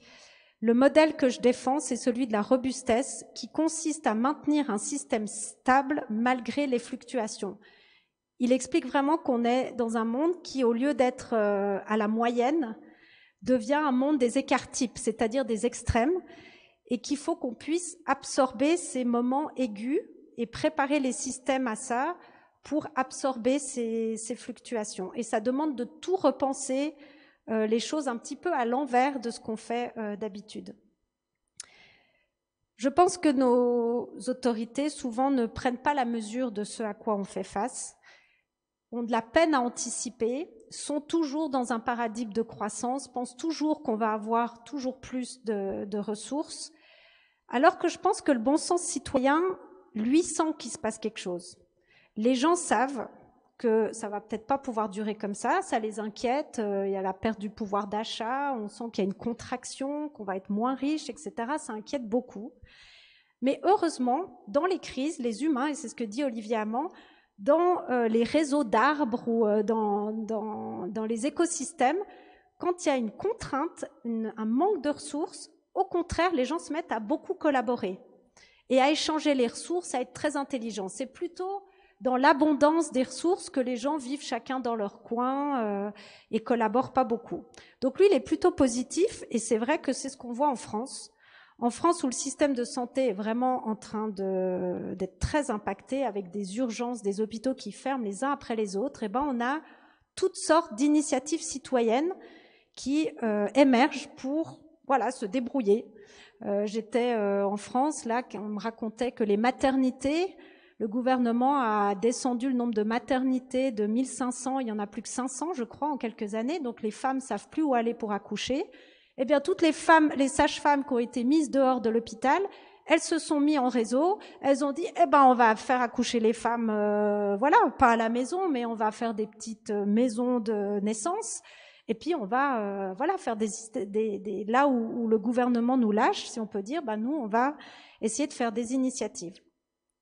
Et là sont répertoriées toutes les initiatives citoyennes de toutes sortes qui ont lieu en Suisse romande. Il y a la même carte pour la France, où les initiatives sont là pour soit s'interposer et dire on n'est plus d'accord qu'on fasse comme ça, il faut faire autrement, régénérer ce qu'on a abîmé et construire des nouveaux systèmes. Alors je vous donne des exemples. S'interposer, c'est désobéir. Les gymnasiens qui ont dit nous on va plus à l'école, puis on va réclamer qu'on s'occupe de notre avenir. Ou bien nous, tous les professeurs de santé publique de Suisse, qui avons écrit une lettre co-signée par 2000 soignants destinée à Alain Berset, où en gros on lui disait, écoutez, nous sur le terrain on a des idées, vous savez, on est tous les jours confrontés à nos patients, on sait on est du terrain, on sait ce qu'il faut faire, il faut nous écouter, nous, la société civile. Monsieur Berset, Madame Sommaruga a dit « intéressant vos idées, je vais les emmener avec moi à la COP26 ». Et puis, Monsieur Berset nous a dit « écoutez, j'ai pas le temps, de toute façon, on fait très bien les choses, on maîtrise tout à fait le système de santé, comme on peut le voir ». Donc voilà, les plaidoyers, on en fait, on n'est pas toujours entendu, mais on doit continuer à en faire. Des mobilisations comme les étudiants africains qui luttent contre l'énorme pipeline que Total Energy veut construire entre l'Ouganda et la Tanzanie pour extraire du pétrole brut dont ces pays, contrairement à ce qu'on leur dit, ne vont absolument pas bénéficier. C'est pour nos pays, bien sûr. Donc les étudiants africains se battent pour stopper ce pipeline, soutenu par des étudiants d'Angleterre qui manifestent en même temps qu'eux. Régénérer, ça c'est la ville de Mexico, très polluée, et vous voyez qu'il y a des citoyens qui ont décidé de vivre autrement. En pleine ville, au milieu, ils ont créé un système régénératif où ils ont planté des arbres, mis des plantes, des cabanes, au lieu d'être dans des bidonvilles, ils sont dans des cabanes dans les arbres, c'est quand même plus sympa. Ils filtrent l'eau de pluie à travers tout un système de plantes, de filtres, etc., avec des tuyaux, on les voit pas très bien, qui partent dans des bacs de fleurs. Là, ils cultivent leurs légumes, etc. Et ils vivent, vous voyez, dans un écosystème qui est quand même plus agréable que le reste de la ville. Donc les humains, on est capable de faire des trucs incroyables. C'est ce que d'ailleurs nous dit Rob Hopkins, qui a créé les réseaux en transition. Il dit, en fait, on est dans une crise, non pas environnementale, mais une crise de l'imaginaire. On doit absolument, c'est pas avec les mêmes solutions qu'on va résoudre des nouveaux problèmes. Il faut, au lieu de dire à chaque fois qu'on a une nouvelle idée à un enfant, par exemple, oui, mais tu sais, c'est compliqué, on va pas y arriver, lui dire, ah, mais super ton idée. Et si on essayait? Et si on essayait, par exemple, de faire des assemblées citoyennes pour redonner des nouvelles idées à nos autorités qui en manquent un peu, comme on a toujours eu la tradition en Suisse. Il y a eu une assemblée citoyenne sur l'alimentation, il y en a une en ce moment même sur la santé. 100 citoyens suisses de tous les âges, toutes les conditions sociales qui ont été tirés au sort. Je suis allée là-bas comme experte pour répondre à toutes leurs questions sur notre système de santé. Et c'était, mais franchement, j'étais complètement émue des gens de tous les bords qui tout à coup au début s'énervent un peu, il faut augmenter les franchises de nos assurances si on veut vouloir s'en sortir. Et quand ils commencent à voir qu'à côté d'eux, il y a une personne qui, elle, n'a pas beaucoup de moyens, ça commence à dialoguer, la polarisation tout de suite diminue. Et en un week-end, ils avaient eu une série d'experts leur expliquant c'est quoi la santé, c'est quoi notre système de santé, pourquoi les coûts explosent et tout. Ils avaient une application avec toute la science de manière vulgarisée pour leur expliquer. Après un week-end, je pense qu'ils en savaient bien plus que la plupart de nos parlementaires. Et c'est ces citoyens qui vont délibérer pendant une année maintenant pour proposer des solutions à nos autorités en espérant qu'ils soient pris au sérieux. D'autres villes, par exemple la ville de Liège, qui s'est bien rendu compte qu'il risquait d'y avoir une pénurie de nourriture, s'est dit on va faire des accords avec nos paysans qui sont autour de nous pour qu'ils puissent garantir qu'on ait toujours une quantité suffisante de nourriture, et ça va leur permettre en plus d'éviter les grands distributeurs, d'avoir suffisamment d'argent grâce à leur agriculture, et les citoyens de Liège qui sont du coup contents d'avoir une alimentation équilibrée dans leur ville en tout temps. D'autres qui savent qu'on ne va pas pouvoir continuer à avoir autant de béton, on doit faire des maisons plus simples, des maisons biodégradables. D'autres qui préparent des fours solaires vu qu'on n'aura peut-être pas assez d'électricité. Donc vous voyez qu'il y a plein d'initiatives. Et d'ailleurs, j'avais été invitée par les fondations suisses pour donner un point de vue citoyen de quels sont les projets que les fondations suisses devraient soutenir finalement. Parce qu'ils se rendent bien compte qu'on est dans un monde qui bascule. Ils se disent peut-être que les ordinateurs quantiques, c'est peut-être pas le truc le plus urgent. Est-ce qu'il y aurait des projets plus essentiels qu'il faudrait qu'on soutienne? Alors j'avais essayé d'imaginer 3 critères. Eh bien, justement, que ça remplisse un besoin essentiel de l'humain, boire, manger, respirer, être en sécurité physique, affective, satisfaire sa curiosité, imaginer, transcender, qu'au moins ça remplisse un de ces besoins-là. Le deuxième critère, c'est que ce soit un projet qui consomme très peu d'énergie et de matières premières, on a vu pourquoi, c'est-à-dire que ce soit réparable, fait à la main, low-tech, que l'impact environnemental soit faible, imaginer des nouveaux modèles de financement. Et finalement, le troisième critère, que ce soit un projet qui réconcilie les contraires, qui évite la polarisation et qui rétablisse la cohésion sociale, gouvernance partagée, réduire les inégalités. Et si ce projet remplit ces 3 critères, peut-être que c'est un bon projet. Effectivement, on voit surgir un des projets qui a été soutenu par la fondation Lennartz, par exemple, c'est un tiers-lieu Le tiers-lieu, c'est, si vous voulez, une friche industrielle dans une ville, une zone qui n'est pas utilisée, qui était destinée à un promoteur pour faire des appartements et des hôtels de luxe, qui finalement, pour toutes sortes de raisons, n'a pas pu acheter la zone, qui a été transformée par une vingtaine d'associations citoyennes en toutes sortes d'initiatives pour réparer les vélos, une ressourcerie où on récupère des trucs, une petite case de santé qu'on a montée nous, je vais vous montrer après. Ça, c'est plutôt les villes. Et dans les villes, à Grenoble, à plein d'endroits où je suis allée, ces tiers-lieux commencent à émerger pour faire des nouvelles choses. Dans les zones plus rurales, on a les éco-villages qui commencent à émerger partout. Tout ça, c'est surtout en France, parce que la situation en France étant plus difficile que chez nous, c'est là que ça motive les gens à imaginer des nouvelles choses. En Suisse, on a un réseau des hameaux légers, comment on pourrait vivre de manière plus simple, avec des maisons, vous voyez, qui peuvent être très originales. Eh bien, dans la santé, on a toutes sortes de maisons de santé, des tiers-lieux de santé qui sont en train d'émerger. D'ailleurs, il n'y en a que 2 maisons de santé en tout et pour tout en Suisse, pour l'instant en Suisse romande, vers Genève, soutenues par le canton de Genève. En France, il y en a déjà 200 à peu près. Initiative, c'est vraiment les étudiants en médecine qui disent « Non mais moi je ne vais pas travailler dans ces conditions, allez, on monte une maison de santé, on va faire autre chose, on va travailler avec les physios, avec les infirmières, tout ça, on monte quelque chose ». Et d'ailleurs, le gouvernement français, ayant quand même peur que la population, à un moment, dise « Non mais se révolte en fait du manque de soins », soutient maintenant une vingtaine de ces maisons de santé pour voir si quand même on pourrait économiser de l'argent avec ce nouveau modèle. Et ça, c'est notre case de santé à Yverdon où on réapprend aux gens par des ateliers de discussion à se soigner eux-mêmes. Quand mon enfant est malade, il faut vraiment que je retourne à l'hôpital l'amener. Quand est-ce que je peux me débrouiller tout seul ? On utilise tout notre réseau de médecins et autres soignants pour venir donner ces ateliers. Et on a une permanence santé où on va faire des consultations avec un registre papier, très peu de tests diagnostiques, des médicaments le moins possible, si possible des plantes quand elles ont prouvé être efficaces. Et voilà, on invente des nouvelles choses et je pense que ça va, espérons, nous aider dans cette société qui change très très vite. Et pour vous remonter le moral après tout ce que je vous ai raconté, je vous recommande de lire ce vieux livre qui s'appelle Ecotopia, 1975 déjà, où c'est 3 États des États-Unis qui décident de faire sécession, qui ferment leurs frontières et qui disent maintenant on va faire une société autre, écologique, et vous allez voir, c'est très drôle en plus. Donc je vous propose vraiment de lire ce livre. Merci beaucoup.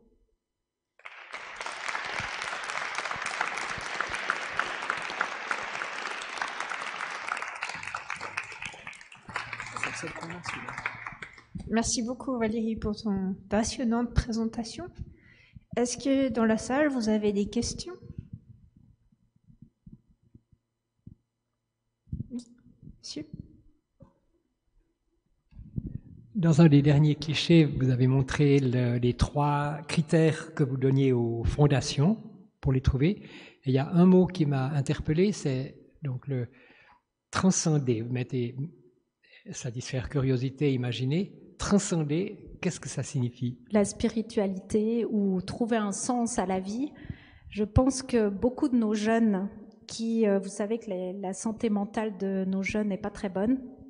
On a beaucoup de jeunes qui comprennent plus très bien le sens d'être sur cette planète et qui s'inquiètent beaucoup. Et je pense que c'est vraiment ça, c'est comment on peut leur redonner un sens. Et je suis invitée dans des gymnases pour expliquer tout ce que je vous ai expliqué. Je vous dis pas pour raconter tout ça à des jeunes de 16 ans. C'est quand même dur parce que, je pense qu'il faut qu'ils sachent ce qui se passe, qu'ils soient face à la réalité, mais en même temps, il faut que je puisse ensemble avec eux, parce que je pense que c'est pas moi qui vais leur dire quoi faire. Je pense qu'ils sont tout à fait capables, mais il faut qu'on leur donne le droit de s'exprimer, d'inventer et justement de transcender, d'imaginer des nouvelles choses pour qu'ils aient un espoir, qu'ils puissent imaginer comment s'adapter. L'humain est capable de s'adapter à des situations assez extrêmes, mais elle peut le faire à la dernière minute, chacun pour soi, ou elle peut le faire en cohésion. Donc moi, à ces jeunes, je leur dis, vous savez, vous prenez quelques amis, vous qui, à votre âge, avez tellement besoin d'être avec vos amis, vous vous asseyez à une table et vous imaginez un projet que vous allez faire ensemble, qui remplisse ces critères-là. allez-y, faites-le et vous allez déjà avoir le sentiment de sortir de l'impuissance. Et surtout, vous allez nous imaginer les structures et la société de demain avec notre aide. Et nous, les générations qui avons peut-être plus d'expérience, qui avons peut-être des relations, des moyens financiers, on doit être là pour les soutenir quand ils ont des bonnes idées.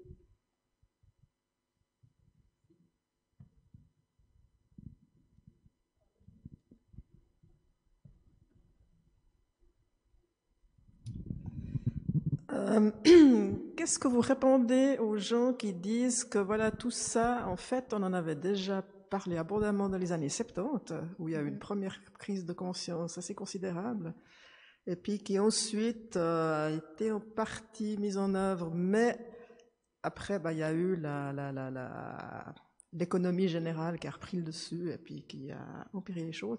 Mais enfin voilà, en fait, la catastrophe n'est pas arrivée aussi vite qu'on le prévoyait dans les années 70. Donc, j'aimerais savoir quelle serait votre réponse à cette objection-là. Qu'on le savait dans les années 70 et pourtant le monde ne s'est pas arrêté de tourner, vous voulez dire ? Voilà. Quelle est la différence d'aujourd'hui par rapport aux années 70 ? Bon, ce que le modèle prévoyait, c'était que ce serait plutôt dans les années, au milieu du siècle, que les problèmes se poseraient. Ils prétendaient pas vraiment donner une date. Ils essayaient de montrer une tendance. Ce rapport a été refait. Le Club de Rome existe toujours. Et l'année passée, pour fêter les 50 ans du rapport, ils ont refait une simulation en intégrant cette fois les limites planétaires, en ayant une puissance de calcul d'ordinateur bien plus élevée. Et ils sont arrivés à nouveau à ces mêmes modèles d'un risque effectivement et d'un ralentissement et après d'une baisse de plusieurs paramètres de notre société. Donc tout ça va pas très vite. Il y a des problèmes de fond qui vont plutôt, à l'échelle géophysique, géologique, c'est extrêmement rapide. Mais à l'échelle humaine, c'est un peu plus lent. Bien que on pensait que nous, peut-être, moi, à mon âge, autour des 50 ans, je connaîtrais pas tellement des changements de société majeurs. Maintenant, on pense que oui, quand même, que même ma génération va être impactée. Mais c'est surtout les jeunes qui, pour la deuxième moitié du siècle, vont vivre dans un monde complètement différent. Donc cette contraction, on en a les premiers signes. Si vous voulez, ce modèle qui était libéral, qui était encore raisonnable, qui est passé en néolibéral, et d'ailleurs ce rapport a été très vite étouffé par les économistes orthodoxes qui se sont dit où il y a un danger si les gens comprennent ce qui se passe. Donc un peu comme l'industrie du tabac a commencé à produire des fausses études pour montrer qu'en fait le tabac c'était pas du tout mauvais pour la santé, les économistes ont aussi essayé de cacher, de sortir des rapports et continuent d'ailleurs encore aujourd'hui à dire que non, les ressources sont illimitées et qu'il n'y a aucun problème. Mais ça commence à se fissurer et je pense qu'on voit des signes de fissure partout et elles se manifestent par l'effondrement d'une banque comme Crédit Suisse qui, d'après des économistes que j'ai interrogés pour leur demander pourquoi est-ce que Crédit Suisse est tombé, ils ont dit à l'origine c'est qu'il y a eu une pénurie de matières premières, d'énergie fossile dans lequel ils avaient investi avec des produits financiers à très haut risque. Il y a eu tout à coup un manque et puis ça a fait un effet domino qui a fait écrouler. Donc c'était bien cette baisse de la disponibilité des énergies fossiles qui a été à l'origine tout au début, et il y a d'autres facteurs après bien sûr, de la faillite de Crédit Suisse. Donc on voit bien que ce système néolibéral commence à montrer des failles de partout. Et comme les économistes plutôt hétérodoxes qui justement eux tiennent compte des limites des ressources, des limites planétaires, eux pensent que ce système est en train déjà de s'effondrer. Alors soit on le subit, ce qui va faire des inégalités majeures qu'on voit déjà apparaître de plus en plus, le nombre de pauvres en Suisse augmente assez vite, ou alors on s'en rend compte, on essaye de partager les ressources, on essaye de contrôler un peu le système, et puis on évite que les choses deviennent trop injustes en fait. Donc voilà, la bonne nouvelle, c'est que le système néolibéral ne va pas pouvoir continuer éternellement, c'est intrinsèquement impossible, mais ça va faire beaucoup de mal puisque toute notre société est basée sur ce principe et que pour l'instant, on n'arrive pas à considérer un autre modèle en fait. sauf dans certaines régions, comme je vous disais, quand on arrive au bout du bout, en Inde, je ne sais pas, l'Éthiopie et l'Égypte se sont mis d'accord quand même pour gérer l'eau du Nil depuis l'origine en se disant, ok, on va faire un accord entre pays, on va dire que nous, on prend telle quantité d'eau, on vous en laisse tant. Ça n'a pas fini en guerre, hein. Ils ont réussi à se mettre d'accord. Donc, je pense que les villages du Valais vont pouvoir se mettre d'accord, que la ville de Lausanne va se mettre d'accord avec les villages autour pour partager l'eau. Donc, si on veut, on peut. Moi, je pense que les humains sont capables du meilleur quand on les met dans les bonnes conditions, dans un état d'esprit de coopération. Mais évidemment, si on passe le temps à leur dire, de toute façon, c'est trop tard, on peut rien faire, on va tous se taper dessus, c'est comme ça, il n'y a pas d'autre, c'est inéluctable. Et pourtant, c'est pas ce que les historiens disent, c'est pas ce que les spécialistes des catastrophes disent. C'est pas comme ça que les humains réagissent. En tout cas, pas au début des catastrophes. Ils ont plutôt tendance à être très solidaires, comme on l'a vu récemment en Espagne et comme on l'a vu dans le Valais lors des inondations. Évidemment, c'est sur la durée qu'il faut rester solidaire.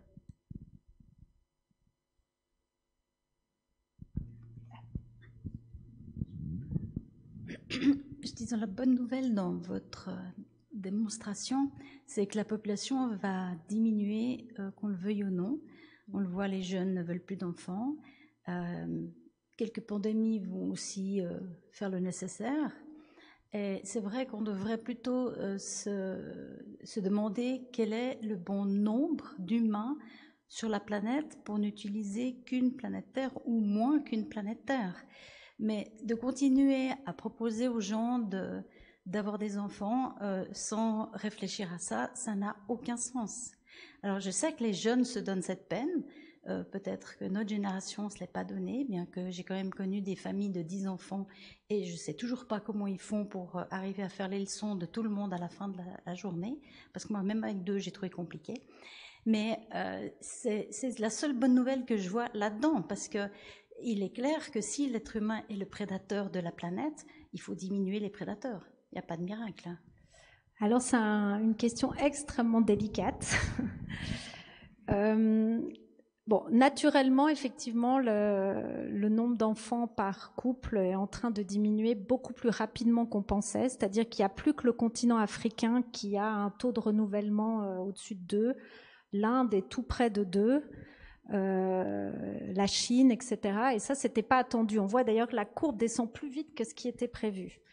Et ça, est-ce que c'est une adaptation naturelle? Est-ce que c'est une infertilité due aux pesticides, aux perturbateurs endocriniens? Est-ce que on ne sait pas, hein. C'est surtout probablement l'égalité homme-femme qui s'améliore dans tous les pays du monde quand même, et qui fait que les femmes ont moins d'enfants, elles peuvent plus décider si elles en veulent ou pas. Je ne pense pas qu'on peut dire à nos jeunes ne faites pas d'enfants. Enfin, comment vous voulez qu'à un niveau collectif on puisse décider on ne fait plus d'enfants? En plus, les ressources sont suffisantes pour le nombre de gens qu'on est sur Terre maintenant. Donc, ce n'est pas vraiment ça le problème. On aurait assez de ressources pour tout le monde. C'est surtout qu'elles sont très, très, très mal distribuées. C'est ça le problème principal. Donc, moi, je pense que chaque humain doit décider pour lui-même cette pulsion de vie qui est de donner la vie, si il ou elle a envie de la vivre. Et jamais je dirais à qui que ce soit ne faites pas d'enfants. Je veux dire, c'est ce qu'il y a de plus beau, de faire des enfants. Donc c'est un problème insoluble. Je pense pas que c'est par là qu'on doit prendre le problème. La population ira vers le nombre naturel vers lequel elle doit aller. De toute façon, le baby boom après la Deuxième Guerre, qui a produit ce très grand nombre de personnes qui sont maintenant qui ont plus de 65 ans et qui vont naturellement finir leur vie, va faire cette baisse déjà naturellement du nombre de gens. Je ne pense pas que c'est là qu'on doit agir activement. Je pense que c'est beaucoup plus dans comment utiliser, non pas 3 planètes par personne comme on fait en Suisse, mais peut-être une. Ça serait déjà, mais c'est quand même 3 fois moins. Peut-on accepter de vivre avec 3 fois moins d'habits, 3 fois moins de gaspillage de nourriture, 3 fois moins de etc. Voilà, je pense que c'est vraiment ça la question.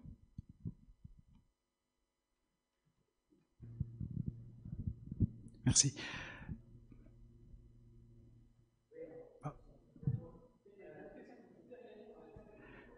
Oui, excusez-moi. Vous avez montré photo des manifestations de gymnasiennes et de gymnasiens aux alentours de 2018-2019.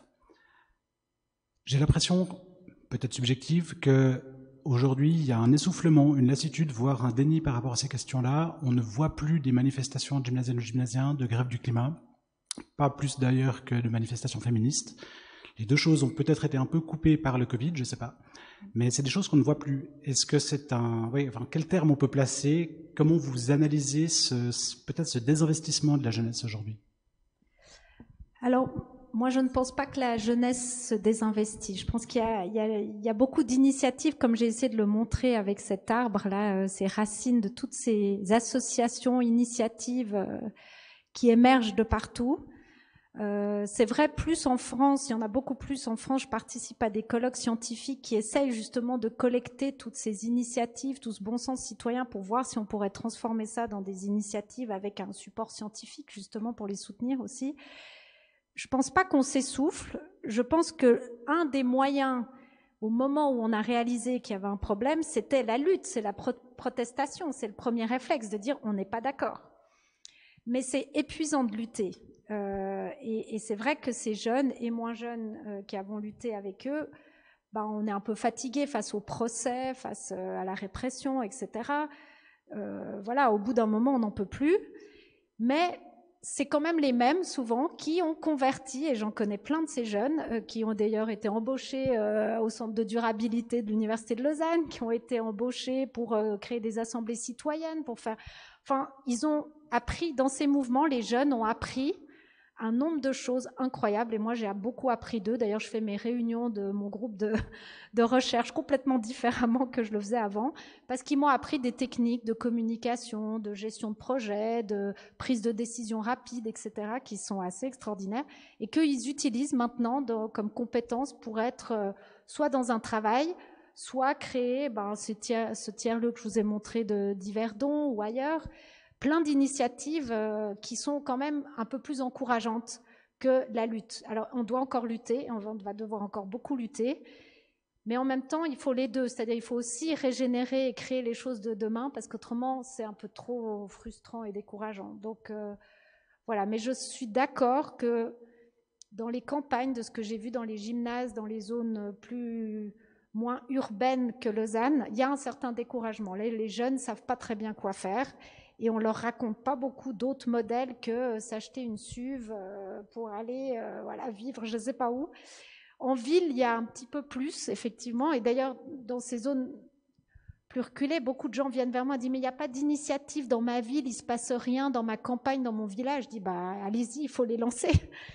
C'est vrai qu'à Lausanne, si on veut faire quelque chose, il y a plein de choses qui se passent, et donc se raccrocher à quelque chose qui existe déjà est plus facile, et on dit que c'est ça le traitement de l'éco-anxiété, c'est de faire agir, en fait, qui guérit. Je vais faire une remarque par rapport à... merci.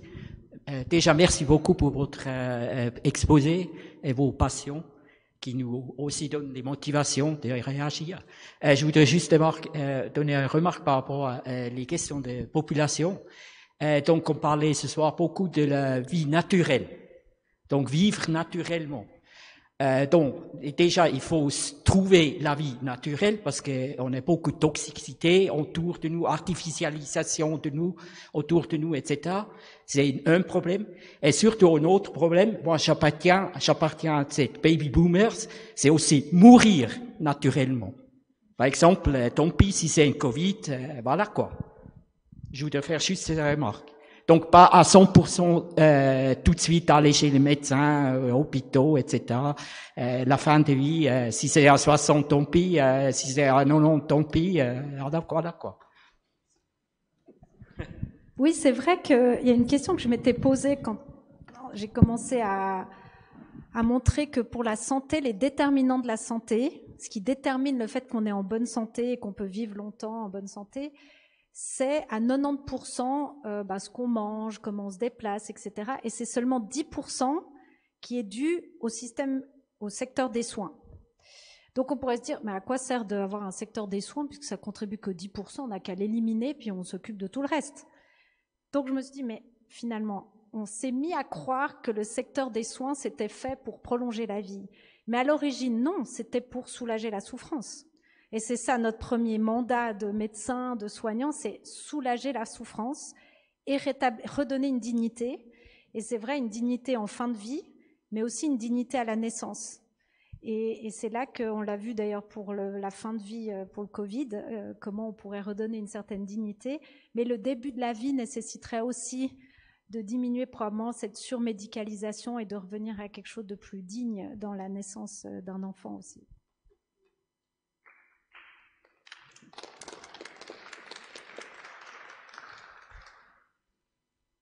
Est-ce qu'il y a encore des questions dans la salle? Oui.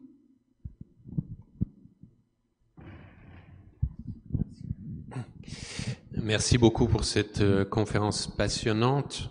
Je rebondis un petit peu sur la réflexion qui a été faite, qu'on voit plus des manifestations avec 10 000 jeunes dans la rue, etc. Je pense que, et j'aimerais savoir ce que vous en pensez aussi, que les sortes de mobilisation évoluent. C'est-à-dire qu'il y a des choses qui ont été faites, une partie de tennis dans une banque ou mettre du charbon dans une autre banque, etc. Et maintenant, il y a une volonté, disons, moins de convertir chaque personne à mettre un couvercle sur sa marmite. Ces petits gestes individuels qui sont importants mais qui résoudront rien parce qu'il faut un vrai mouvement de société. Sachons notamment que 1% des plus riches produisent 50% des gaz à effet de serre et de la destruction de la biodiversité, etc. On a besoin de lois. Et donc, est-ce que c'est pas auprès des politiques qu'il faut davantage agir que de rassembler plein de gens dans les rues? Alors, ce qui est sûr, c'est qu'on a besoin de plus de démocratie. Parce que quand il s'agit de partager des ressources, pour éviter que ça finisse en guerre entre deux villages ou en guerre entre différentes classes sociales, on doit avoir plus de démocratie. Alors, on pourrait se dire, parfait, on est dans un des pays les plus démocratiques du monde. C'est vrai, ça ralentit les décisions. Les dernières initiatives qu'on a eues, je sais pas, des soins infirmiers forts, c'est venu de la population, hein, et maintenant nos autorités sont obligées d'avoir nommé quelqu'un, une infirmière cantonale dans le canton de Vaud, allouer des ressources pour former des nouvelles infirmières, améliorer leurs conditions de travail, etc. Donc les initiatives, même dans notre super démocratie, c'est un peu bloqué, ça vient des citoyens, citoyennes souvent. Et je pense qu'il faut inventer des nouveaux modèles pour renforcer la démocratie. Bon, c'est pour ça que je suis allée au conseil communal. J'avais envie d'y contribuer aussi via le système politique normal, si on peut dire. Mais y étant, maintenant, je comprends mieux pourquoi ça bloque, où ça bloque. C'est quand même compliqué. Le système est complètement grippé lui-même, si on peut dire. Donc, il va bien falloir qu'il y ait une bouffée d'oxygène qui vienne de l'extérieur. C'est pour ça que beaucoup de gens parlent de ces assemblées citoyennes. Comme je vous ai dit, ce que j'ai observé dans celle qui a lieu maintenant à Berne pour la santé, c'est remarquable. Sincèrement, le problème, c'est que nos autorités, pour l'instant, ne veulent pas entendre ces initiatives citoyennes. Elles ne veulent pas en tenir compte. Alors que, par exemple, celle qui a eu lieu sur l'agriculture, comment transformer l'agriculture en Suisse, donc il y a eu ces citoyens tirés au sort, ça a été organisé par le département fédéral de l'environnement et de l'agriculture, qui ont spontanément, ils se sont fait un peu engueuler d'ailleurs, je crois, d'avoir pris cette initiative, mais enfin ils l'ont fait, et ils ont déposé un rapport sur la table de M. Parmelin, et ce qui est extraordinaire, c'est qu'en parallèle, des experts universitaires, spécialistes de l'agriculture et autres, avaient eux-mêmes fait leur rapport de ce qu'il faudrait faire, étaient arrivés aux mêmes conclusions à peu près que des citoyens tout venant, bien guidés par des experts, bien sûr. Bon, voilà, mais nos autorités n'en ont rien fait, au grand désespoir des services eux-mêmes d'ailleurs, qui, eux, je veux dire, l'Office de l'environnement, l'OFEV, sort des rapports sur comment adapter la Suisse au changement climatique, voilà, il faudrait faire ci, mais ces rapports s'empilent et ne sont pas tenus en compte. Donc, on a quand même un vrai problème du côté de nos autorités. Elles nous répondront, oui, mais voyez, dire qu'on ferme quelques hôpitaux parce qu'on va investir massivement dans les maisons de santé, c'est pas populaire. On va pas me réélire si je dis ça. Bah, évidemment, parce qu'on n'explique pas aux gens pourquoi, on n'explique pas comment, il faut investir, il faut faire beaucoup de choses. On peut pas juste dire comme ça aux gens des trucs, après ils comprennent pas. Effectivement, on va pas être réélu. Mais bon, si la seule obsession, c'est la réélection 2-3 ans après, on ne peut pas non plus prendre des décisions sur le long terme. Donc, on est vraiment un petit peu bloqué là. Donc, à mon avis, il faut renforcer la démocratie avec des chambres citoyennes, avec des assemblées citoyennes pour aider finalement nos politiciens, politiciennes à devenir plus raisonnables.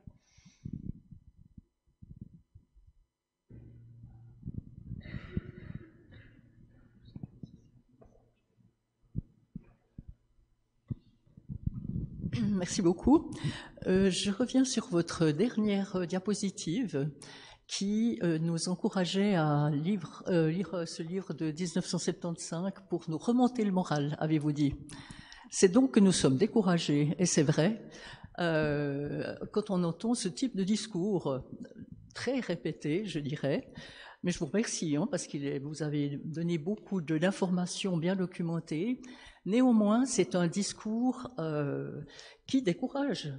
Et je pense que beaucoup de jeunes et la population de manière générale est découragée. Et je me demande s'il ne faudrait pas commencer par la deuxième partie de votre exposé, disons pas seulement dans un exposé, mais dans la vie, et plutôt de partir de ce qui existe de bien et puis de construire là-dessus, parce que je veux dire, la prévention, ça existe quand même, la culture locale, les marchés locaux, les petites épiceries, enfin, il y a beaucoup de choses qui existent. Et alors, au lieu de commencer par nous dire que de toute façon, tout va mal, c'est épouvantable, et puis rien ne va, commencer par donner aussi aux étudiants un ensemble de projets réalisables directement, et plutôt que d'aller manifester, ils se lanceraient avec enthousiasme dans des projets concrets qui iraient dans le sens de sauver la planète. Alors, comme je l'ai dit, ils manifestent plus beaucoup, comme vous l'avez vu, et ils sont justement les mêmes en train de créer beaucoup de projets. Donc ça, ce que vous dites a déjà lieu, et heureusement, c'est ça qui est encourageant. Donc, il y a souvent ces personnes qui lancent ces initiatives, c'est qu'elles ont compris ce qui se passait vraiment, et du coup, elles peuvent créer des initiatives basées sur quelque chose de rationnel et pas sur quelque chose de purement émotif.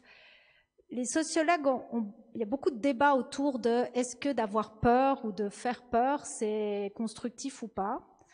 Je pense que la peur nous donne des fois de l'énergie pour nous dépasser. Trop de peur paralyse. Je pense que les jeunes et la population a besoin de comprendre ce qui se passe. Parce qu'autrement, quand on comprend rien à ce qui se passe, qu'est-ce qu'on fait? On vote à l'extrême droite. On vote pour des mouvements populaires, populistes. Parce qu'on ne comprend pas ce qui se passe. Quand vous n'expliquez pas aux Français pourquoi leur pouvoir d'achat baisse, ils se révoltent. C'est normal. Donc on est quand même obligé de comprendre vraiment qu'est-ce qui se passe derrière. Si on ne comprend pas ce problème de ressources limitées qui sont en train de diminuer, le fait qu'on va avoir moins de choses. Si on ne le comprend pas, on ne peut pas agir, on ne peut pas accepter. Je crois qu'on nous a mis dans la tête qu'on était heureux si on consommait. C'est quand même ça un des problèmes. On a fini tous par croire qu'on ne pouvait être heureux qu'en consommant beaucoup. Alors que, je pense que ce qu'on doit pouvoir discuter avec nos jeunes, c'est... Vous savez, quand j'étais petite, j'avais beaucoup moins de choses, je consommais beaucoup moins, j'étais assez heureuse. Donc, je pense que toutes ces discussions, il faut les avoir pour comprendre. Si on ne comprend pas ce qui se passe, on panique, et on ne prend pas les bonnes décisions et comme vous dites, on descend dans la rue, on s'énerve, etc. Si on comprend ce qui se passe, si on fait face à la réalité, c'est quand même à partir de là, à mon avis, qu'on peut du coup construire des bonnes initiatives. Parce qu'autrement, on fait ce que le GIEC appelle de la maladaptation. Si on ne comprend pas, on se dit il fait trop chaud, on va mettre des systèmes de refroidissement dans nos maisons qui consomment encore plus d'électricité et mettent encore plus de CO2. Donc les initiatives de maladaptation, on en voit plein. Ça, c'est quand on n'a pas compris ce qui se passe. Donc on est bien obligé d'abord de faire face à la réalité pour ensuite prendre des décisions qui soient les plus intelligentes possibles. Alors juste, peut-être, je vais te poser une dernière question, puis après, de toute façon, on a un apéritif où vous pourrez continuer à discuter. Vu que tu as beaucoup voyagé entre le nord et le sud, est-ce que tu as vu une différence? Comment est-ce qu'il y a des gens, ils approchent ces problématiques de changement climatique entre le sud et le nord? Est-ce que c'est pareil ou finalement, au sud, finalement, vu qu'ils n'ont pas beaucoup de moyens, ils sont peut-être plus près que nous? Alors c'est intéressant parce qu'au début, je n'osais pas discuter du changement climatique avec mes collègues africains parce que je me disais, eux, ils le subissent, en plus, c'est pas de leur faute, donc comment je vais commencer à leur dire qu'il faut qu'on émette moins de CO2, qu'il faut réfléchir et tout. Mais en fait, j'ai réalisé après qu'ils étaient parfaitement au courant. Au Rwanda, les gens sont parfaitement au courant de ce qui se passe, ils savent qu'ils sont impactés par le climat et ils essayent de trouver des nouvelles solutions. Je sais pas, on va dans les champs, on voit des bosses, des buts de permaculture. Alors nous, on croit qu'on a inventé la permaculture, mais en Afrique, plein de gens font de la permaculture depuis toujours. Je sais pas, il y a des agriculteurs, agricultrices qui ont inventé une petite application pour s'échanger les graines, éviter Monsanto, par exemple.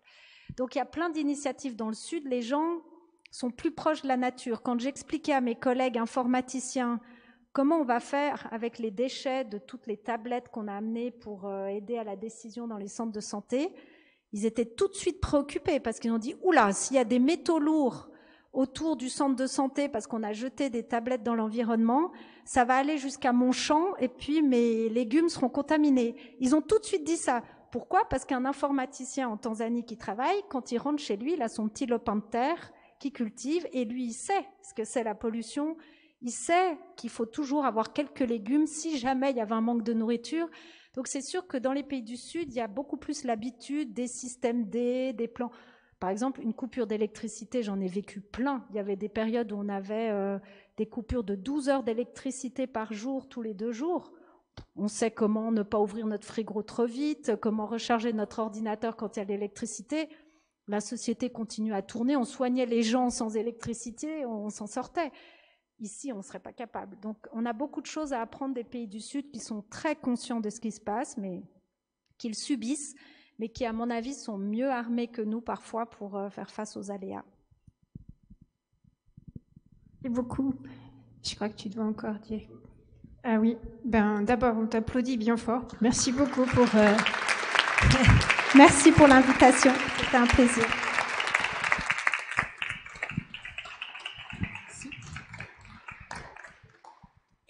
Je profite encore vite. Un dernier mot. Voilà.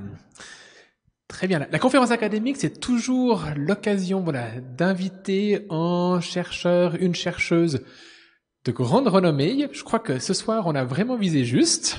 Alors, merci beaucoup, Valérie Dacremont, d'être venue partager toutes vos connaissances avec nous. C'est aussi l'occasion de passer un moment convivial en fin d'année. Donc, une chouette soirée, même si les nouvelles sont des fois un petit peu difficiles. Cette année 2024, du coup, c'était la dernière activité qu'on organisait. Je fais juste un petit coup d'œil dans le rétroviseur. On a pu organiser 8 conférences, 2 excursions et visites guidées, une activité junior, une activité speed dating, une table ronde. On a remis les prix de la SVSN et dans les prochains jours, vous allez également recevoir un bulletin avec toute une série d'articles sur les merveilles naturelles de la région, aussi quelques messages d'espoir qui sont glissés à l'intérieur. Ça c'est chouette. Et puis vous avez à l'écran le début du planning pour l'année 2025 qui s'annonce également très riche et diversifié. Et ça, c'est grâce à un bureau et un comité qui sont très dynamiques, très engagés, et je les remercie beaucoup. On a également la chance d'avoir une communauté scientifique vaudoise, voire suisse romande dans certains cas, qui est très active. Des partenaires et sponsors qui sont fidèles et qui nous soutiennent, je les en remercie aussi chaleureusement.